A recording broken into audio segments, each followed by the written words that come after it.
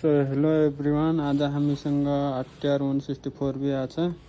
यसको साउन्डमा समस्या रहेछ, म तपाईलाई देखाउँछु।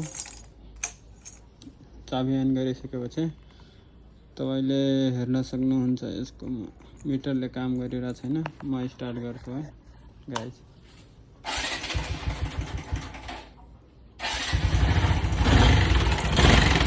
साउन्ड क्वालिटी हेर्नु, पूरे ट्रैक्टर जस्तो आवाज आइरहेछ। साउन्ड क्वालिटी हेर्नु न यसको।